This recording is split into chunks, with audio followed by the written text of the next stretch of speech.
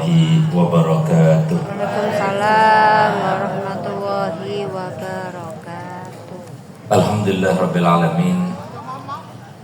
Wassalatu wassalamu ala asyrafil anbiya'i wal mursalin Sayyidina wa habibina wa syafi'ina wa nuri qulubina Muhammad Habibi rabbil alamin wa imamil ghurril muhajjalin wa ala alihi wa sahbihi ajma'in.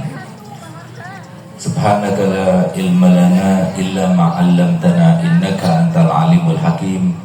Rabbi shrah li sadri wa yassir li amri wahlul 'uqdatam min lisani yafqahu qawli, amma ba'du. Yang sama-sama kita muliakan, kita banggakan, kita doakan, kita harapkan syafaatnya kelak nanti di hari kiamat para alim ulama, mobil khusus guru kita bersama, orang tua kita, panutan kita, Enrofalis Mustari, Kiai Muhammad, Kiai Rahmat, Kiai Bambang, dan semua para kiai yang hadir bersama kita, para pejabat yang hadir bersama kita, Bapak Camat, dan juga Ketua Yayasan Syukur Al-Bushrah Habib Zainal Abidin Al-Hasni, yang pada kali ini alhamdulillah datang kakak beliau yang tidak lain adalah misanan saya, Habib Faruk Al-Hasni, yang datang dari Ketapang, Madura. Dan yang saya cintai, saya rindukan, dan selalu saya doakan, dan saya berharap antum juga tidak lupa mendoakan saya semuanya, saudara saya Busyrawan Busyrawati rahimakumullah. Alhamdulillah, marilah kita terus panjatkan puja dan puji syukur kita kehadirat Allah Subhanahu wa taala dengan kita selalu mengucapkan alhamdulillah, dan selalu kita menghayati, mencermati, dan mengakui bahwasanya kita selalu berada dalam nikmat Allah SWT, terutama pada pagi hari ini. Bagaimana tidak, alhamdulillah kita sholat subuh jamaah tadi, lalu kita baca zikir bersama-sama, lalu sekarang kita hadir kajian juga bersama-sama sampai nanti waktu isyraq. Yang dikatakan di dalam hadisnya yang selalu kita ingat-ingat, kalau seumpama kita setiap hari kita lakukan, bagaimana kita akan dapatkan pahala yang begitu banyak. Kata Nabi SAW, kalau seseorang itu melaksanakan sholat subuh berjamaah, lalu kemudian tetap di tempat sholatnya, kemudian dia berzikir sampai terbit matahari, sampai waktu isyraq, lalu kemudian dia sholat 2 rakaat, maka dia itu pulang ke rumahnya dalam keadaan tercatat untuknya haji yang mabrur, haji yang mabrur, haji yang mabrur. Nah, semoga pahala itu selalu kita dapatkan setiap 2 minggu sekali, dan semoga setiap hari kita dapatkan juga dengan kita baca wirid yang kita biasa baca, kemudian kita juga mengkaji apapun, walaupun secara ulang ataupun apapun yang kita baca sampai pada waktu isyraq, dan itu membawa keberkahan untuk kita, rezeki kita, keluarga kita, umur kita, dan semuanya. Dan semoga nikmat yang Allah berikan pada pagi hari ini senantiasa untuk kita sampai akhir hayat nanti, amin ya rabbal alamin. Salawat serta salam tidak lupa selalu kita aturkan, kita persembahkan keharibanan junjungan kita, kekasih kita, tauladan kita, yang mengasihi kita melebihi daripada kasih siapapun, cinta siapapun kepada kita, yang pernah mencintai kita dan mengasihi kita, yaitu Nabi kita Muhammad SAW, dan kepada seluruh sahabatnya, kepada seluruh kerabatnya, dan kepada seluruh pengikutnya sampai hari kiamat. Alhamdulillah, pada pagi hari ini kita akan mengkaji sebuah kajian yang selalu menjadi suatu perbandingan, yang terkadang Allah pun tidak luput daripada sasaran, seakan-akan Allah itu tidak adil di dalam memberikan dan membagikan rezekinya kepada hamba-hambanya. Padahal Nabi kita Muhammad SAW sudah menjelaskan bahwasanya di antara sifat-sifat Allah SWT adalah Al-Adil, Zat yang Maha Adil. Sehingga dengan keadilannya tersebut tidak ada seorang pun di antara kita kecuali sudah Allah berikan modal yang sama. Coba lihat bayangkan ya. Tidak ada seorang pun di antara kita kecuali sudah Allah berikan modal yang sama untuk mendekatkan dirinya kepadanya, untuk mendekatkan hamba tersebut kepada Allah SWT dengan modal yang Allah berikan. Ada yang Allah berikan modalnya berupa jabatan, ada yang Allah berikan modalnya berupa ilmu, ada yang Allah berikan modalnya berupa ibadah, ada yang Allah berikan modalnya berupa pikiran, ada yang Allah berikan modalnya berupa kekuatan, ada yang Allah berikan modalnya berupa ketaatan kepada suami, ketaatan kepada orang tua. Jadi banyak hal. Sehingga Nabi SAW menjelaskan bahwasanya menuju surga itu jalannya bukan cuma satu, tapi ribuan. Dan itu semuanya bisa kita cari. Dengan cara bagaimana? Dengan cara kita belajar. Karena Nabi SAW sudah mengajarkan semuanya. Dengan kita hadir pengajian semacam ini, kita akan tahu bahwasanya ternyata jalan menuju kepada Allah itu sangatlah lebar. Dan semua modal itu oleh Nabi dikatakan sebagai rizki. Cuma kita tahunya itu namanya rizki, dan dunia itu adalah yang kita makan, yang kita tempati, yang kita kendarai, yang kita kawini. Nah itu rizki. Yang bukan kita sebut tadi namanya bukan rizki, padahal itu juga rizki.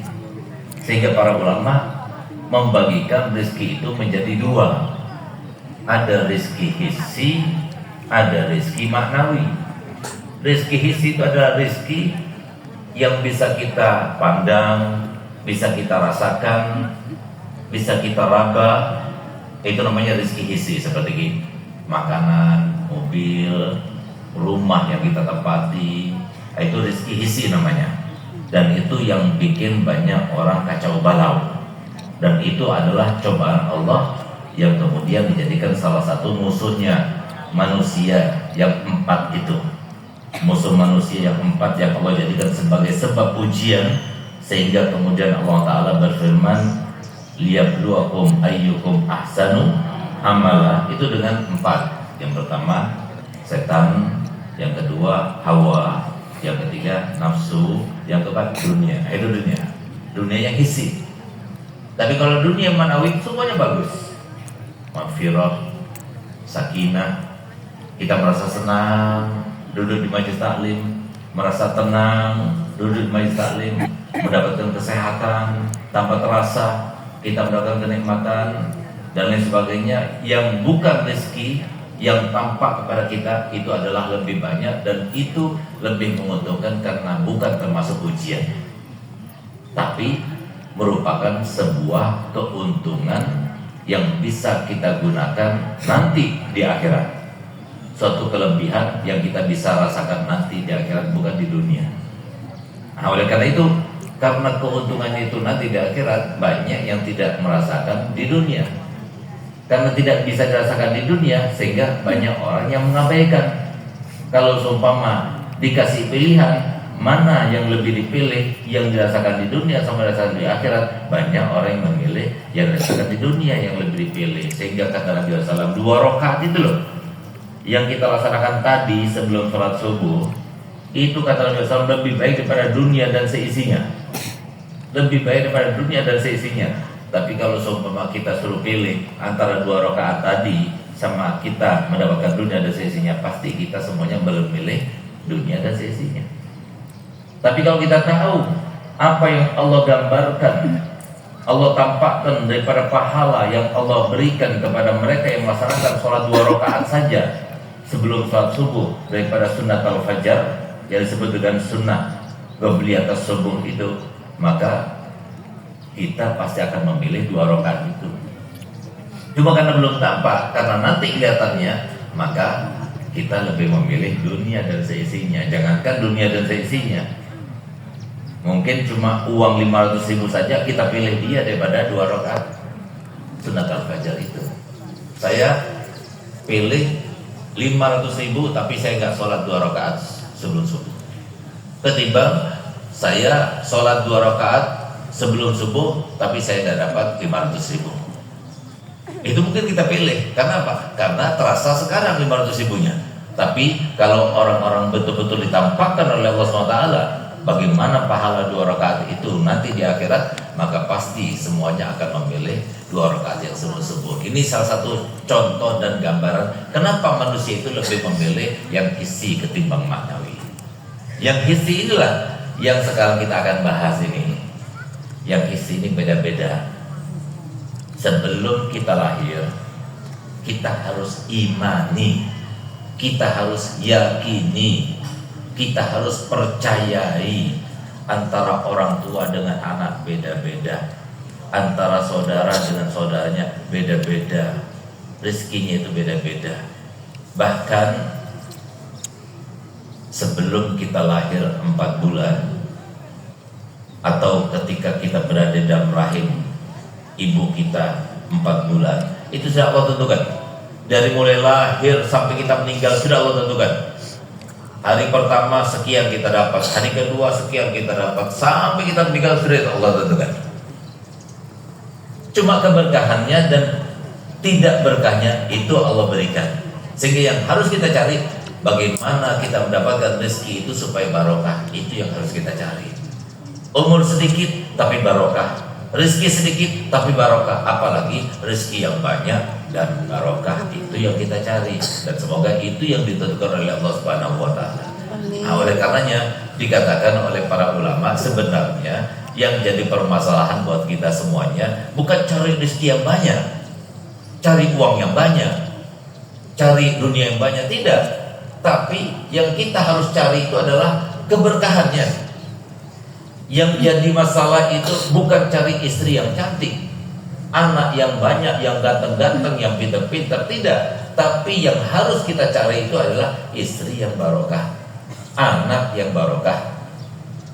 Yang jadi permasalahan itu bukan ilmu yang banyak, titel yang tinggi, tidak, tapi titel dan ilmu yang barokah. Nah, kalau sudah keberkahan itu kita dapatkan, maka berkah itulah yang menjadi sebab kita itu bahagia hidup di dunia, dan menjadi sebab kita mendapatkan kebahagiaan dengan apa yang Allah berikan terkait dengan kita itu, apapun itu bentuknya, baik itu dunia, anak-anak, istri, dan semua yang Allah berikan. Kalau sudah Allah berikan keberkahan di situ, maka Allah berikan kebahagiaan di dalamnya, baik di dunia maupun di akhirat.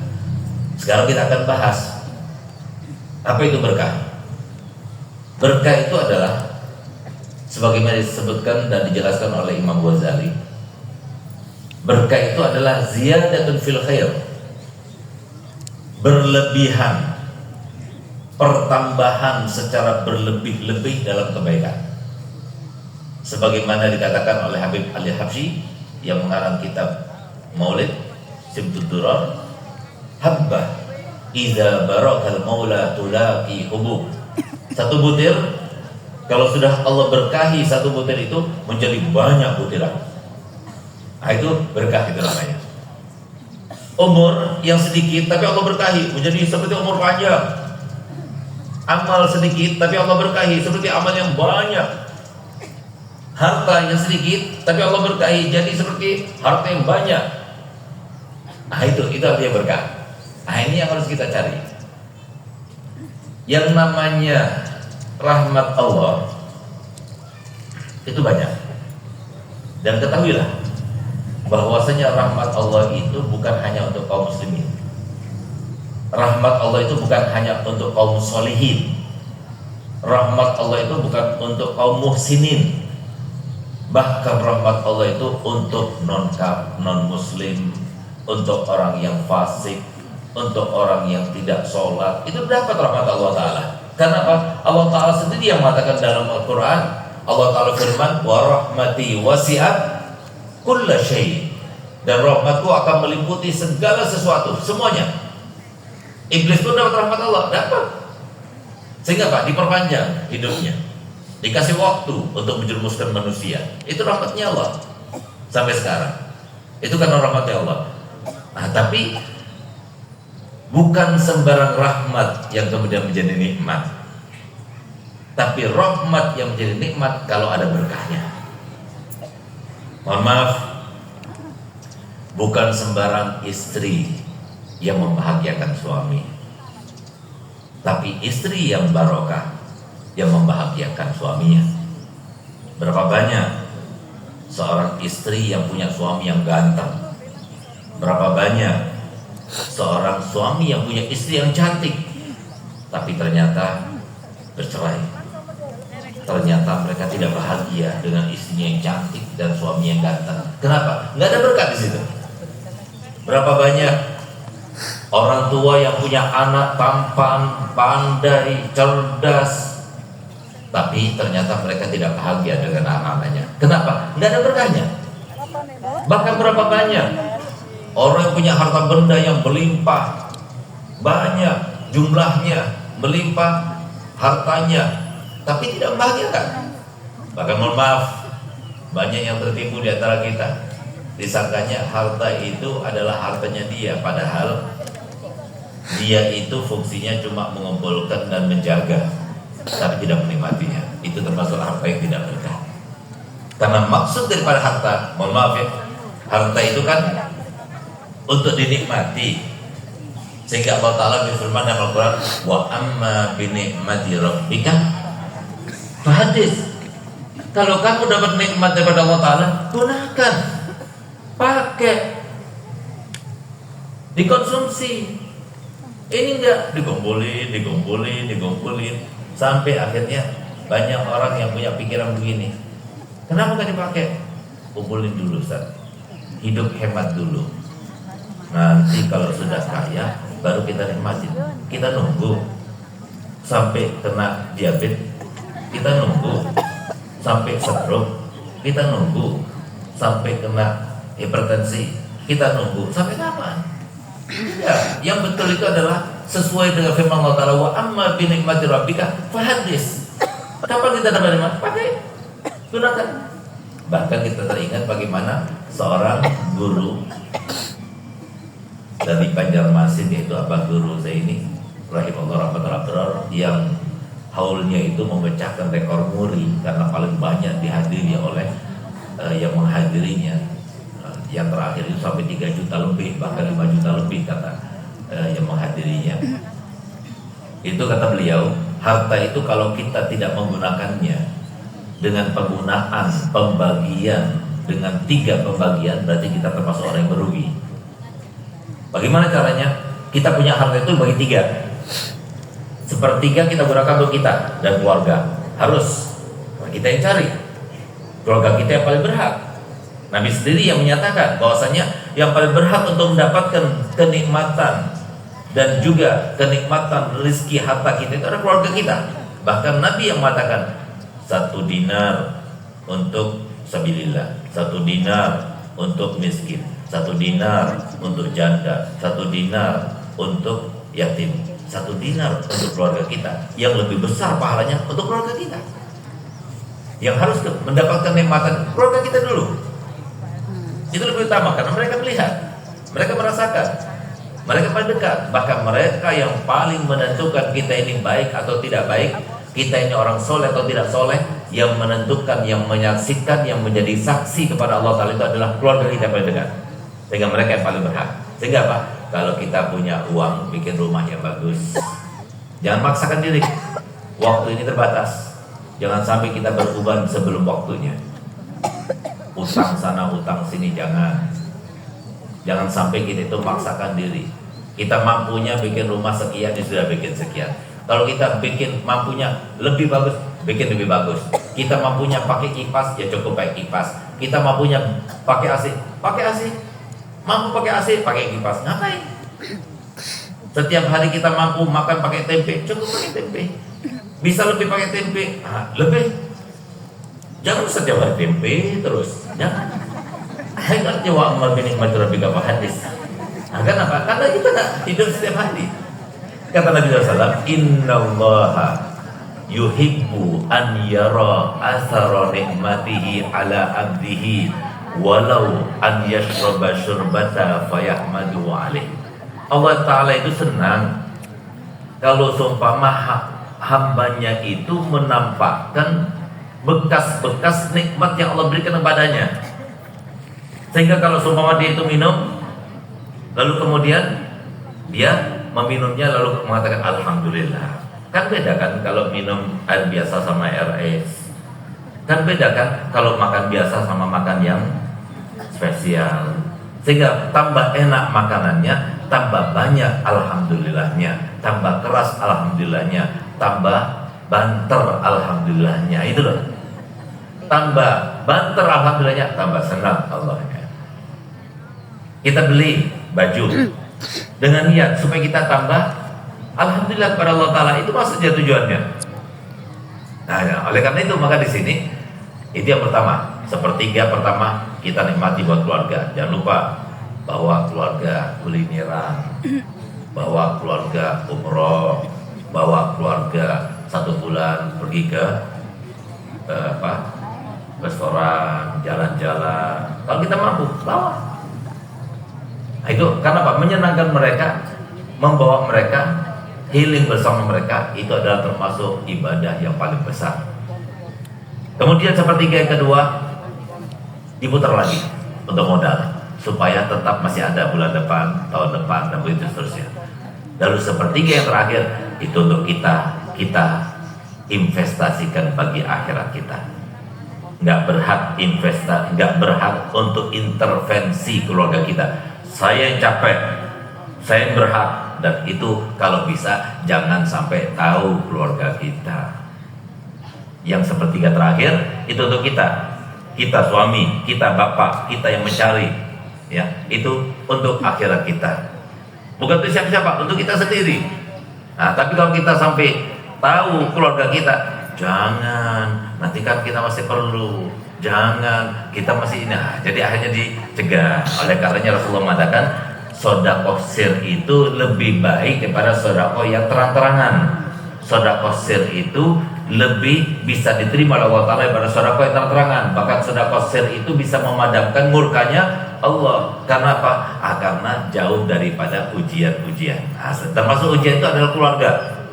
Bahkan di antara amal ibadah yang paling besar muatannya, yang paling besar faedahnya untuk kehidupan sehari-hari, bahkan dikatakan oleh para ulama bahwasanya orang yang paling banyak berbuat ibadah ini yang paling banyak keajaibannya. Apa itu? Sedekah. Sedekah itu adalah yang paling besar menyebabkan orang yang melaksanakannya itu banyak keajaibannya. Dari segi kesehatan, dari segi keselamatan, dari segi hal-hal banyak hal. Jadi orang yang paling banyak sedekah banyak keajaibannya. Subhanallah. Orang yang paling banyak. Jadi kalau kita mau, kata Imam Ghazali, kalau kita mau mendoakan anak kita, doakan anak kita biar jadi ahli sedekah. Amin. Kenapa? Kalau kita punya anak-anak ahli sedekah pasti kaya. Tapi kalau kita punya anak-anak kaya belum tentu ahli sedekah. Tapi kalau kita punya anak-anak ahli sedekah pasti kaya. Nah, kenapa demikian? Karena Nabi bersumpah dengan 3 hal. Coba lihat. Nabi itu serius kalau sudah Nabi bersumpah. Tanpa Nabi SAW bersumpah itu pasti itu benar, nggak mungkin salah. Karena Nabi SAW semua ucapannya sudah disifatkan oleh Allah Ta'ala dalam Al-Quran, di mana Allah Ta'ala mensifatkannya di dalam firman yang berbunyi la yantiqu anil hawa in huwa illa wahyun yuha. Tidak pernah Nabi SAW berbicara dengan hawa nafsunya, tapi semua yang diucapkan oleh Nabi semuanya berdasarkan dengan wahyunya. Apa yang disampaikan Nabi SAW sumpahnya itu? Yang pertama, wallahi la yudlamu ahadun fasabaru alaiha illa wazadahu Allahu izzan wa rifatan. Tidak ada seorang pun yang dizalimi oleh orang lain, siapapun dia, mau orang tua, mau keluarga, mau sahabat, mau kerabat, mau mitra kerja dan sebagainya. Lalu orang yang dizalimi itu sabar, tidak membalas, kecuali orang yang dizalimi itu pasti Allah angkat derajatnya, Allah akan berikan kemuliaannya. Itu pasti. Yang kedua, ma fataha abdun baba mas'alatin illa wa fatahallahu alaihi sab'ina baban min abwabil faqr. Tidak ada seorang pun yang meminta-minta, yang membuka pintu minta-minta, kecuali setiap satu pintu minta-minta Allah akan bukakan baginya 70 pintu kefakiran. Itu sumpahnya Nabi. Dan yang ketiga, mana qasamalun min sadaqah bal yazdad bal yazdad bal yazdad, tidak akan berkurang suatu harta dengan sedekah, bahkan bertambah sampai 3 kali Nabi SAW mengulanginya. Nah, oleh karena itu maka kalau orang ahli sedekah berarti kaya. Ada satu orang kami sangat iri kepadanya, masih kerabat kami di Madura, di mana dia itu Allah bukakan harta benda yang sangat banyak, dan itu karena sebab keberkahan yang Allah berikan kepadanya berkat baktinya kepada ibunya. Beliau seorang yang masih muda, kontraktor, dan Allah berikan keberkahan dalam hartanya karena dia bakti pada ibunya. Subhanallah, Allah luaskan rezekinya. Dan subhanallah, setelah Allah luaskan rezekinya, karena ibunya seorang yang gak punya dulu, dan dia suka membantu orang, maka dia ingat kepada ibunya, sehingga kemudian si anak ini senang menyenangkan orang lain, menyenangkan para yatim. Jadi kalau sudah menyampuni yatim itu ribuan, menyenangkan orang yang gak punya, kemudian memanggil mereka, dikasih uang yang banyak, diumrohkan dan lain sebagainya. Bahkan banyak di antara mereka yang kemudian rumahnya dibangunkan dan sebagainya oleh orang tersebut, sehingga orang semacam ini kita iri kepadanya. Walaupun yang sudah Allah tentukan itu kepada kita semuanya itu yang terbaik. Nah, cuma kita irinya itu namanya bukan iri hasud, tapi iri ghibtah. Yang dikatakan Nabi SAW, kita diperintahkan untuk kita iri semacam ini. Jadi tidak la hasada illa fisnatain. Nggak boleh orang iri kecuali dalam 2 hal. Yang pertama, orang dikasih ilmu, lalu dia itu mengajarkan, berdakwah dan sebagainya siang dan malam. Nah, itu harus diiri. Yang kedua, orang punya harta, lalu dia menggunakan hartanya untuk bersedekah. Itu harus diiri. Nah, ini contohnya. Orang punya harta tapi digunakan untuk akhiratnya. Nah, oleh karenanya kata Nabi SAW terkait dengan harta ini, kenapa saya katakan kalau bisa sepertiga ini jangan ikut intervensi keluarga. Kalau kita sudah intervensi keluarga, biasanya nggak lolos. Kenapa? Karena Nabi SAW bersabda, setiap ibadah itu setannya 1, tapi kalau sedekah setannya itu 70. Kata Nabi, tidak keluar sedekah dari seseorang sampai melewati tenggorokannya 70 setan. Bayangkan. Sampai suatu waktu Sayyidina Ali, Al-Habib Ali Habsyi, saya bermaulid, dia cerita sedekah itu banyak fungsinya. Di antaranya fungsinya panjangkan umur, berkahkan harta, berkahkan keluarga, berkahkan ilmu, berkah banyak. Keberkahan didapatkan berkatnya sedekah. Bahkan sedekah itu menjadikan orang itu, pelakunya itu menjadi orang yang paling penuh dengan keajaiban pada dirinya. Banyak hal. Sehingga apa? Terlecut dirinya untuk melaksanakan sedekah. Begitu dia pulang ke rumahnya, dia ingin sedekah. Begitu dia ingin mengambil uangnya di lemarinya, ketahuan sama istrinya. Akhirnya apa? Kata istrinya, untuk apa bang ambil uang itu? Iya, kata Habib Ali, sedekah itu begini-begini. Iya, itu bagi yang berlebihan. Ini berlebih. Iya, tapi kan kita itu perlu besok untuk ini, untuk ini, untuk ini. Nah, itu kan ada lagi, masih ada sisanya. Iya, tapi kan ada ini, ada ini, ada ini, masih banyak lagi. Pokoknya kalau sudah bicara masalah uang, sama istri berdebat, kalah kita. Akhirnya nggak jadi. Begitu nggak jadi, keluar kembali kepada Habib Ali Habsyi. Apa kata beliau? Habib, betul katanya Nabi, bahwasanya sedekah itu nggak keluar kecuali sampai melewati tenggorokannya 70 setan. Jangankan saya melewati 70 setan, melewati 1 setan di rumah sudah. Tapi insya Allah yang ada di sini Busyrawati semuanya termasuk malaikat-malaikat dunia, insya Allah, yang membantu suaminya, insya Allah. Amin. Semoga seperti itu, amin ya rabbal alamin. Oleh karenanya, apa kata Nabi SAW? Kam min talibin walaysa bi'akilin. Berapa banyak orang yang mencari harta tapi tidak ikut menikmatinya. Nah ini, orang banyak cari uang tapi tidak ikut menikmatinya. Kenapa? Dia cuma mengumpulkan. Dapat uang, investasi. Dapat uang, investasi. Begitu banyak investasinya, meninggal dunia. Siapa yang menikmatinya? Anak-anaknya. Ini. Lalu Nabi SAW di dalam hadis lain, Nabi SAW bersabda begini lagi, menyindir kita. Jangan sampai kita termasuk seperti ini. Apa kata Nabi? Antum tuhibbuna mala wurrasikum aksar min malikum.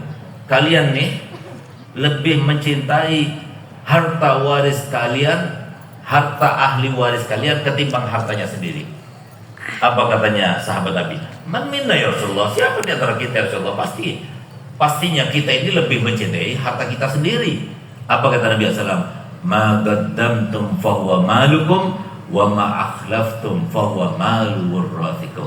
Yang kalian gunakan sudah, itu adalah harta kalian. Tapi yang kalian tinggalkan, yang masih tersisa, itu adalah harta ahli waris kalian. Bukankah yang sudah kalian gunakan lebih sedikit daripada yang masih kalian tinggalkan?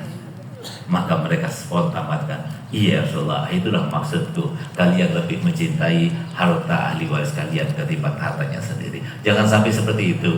Gunakan kesempatan buat kita semuanya. Ayo, selama kita itu ingin harta kita itu berkah. Berkah itu apa? Untuk kita berarti, untuk akhirat kita tidak akan berkurang sedikit pun.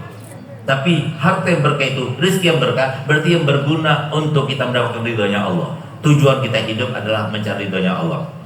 Dan ingat, yang namanya harta yang berkah itu adalah harta yang kita gunakan untuk amal kebaikan, yang kita gunakan untuk diri kita sendiri. Sehingga apa? Jangan kita menggunakannya kecuali dengan niat yang baik.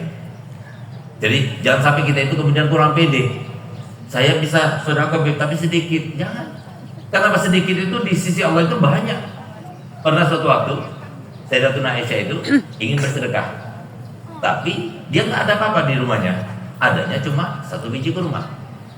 Bahkan suatu waktu ada beliau 1 biji kurma sudah dimakannya, sehingga tersisa setengah biji kurma, diberikannya setengah biji kurma. Maka orang yang menerima setengah biji kurma itu merasa sedikit. Lalu kemudian yang merasa bahwasanya pemberian Sayyidatuna Aisyah itu sedikit, beliau katakan, kamu tidak pernah mendengar bagaimana Allah Ta'ala firman, wa may ya'mal mithqala dzarratin khairan yarah. Kamu tidak pernah mendengar apa kata Allah Ta'ala?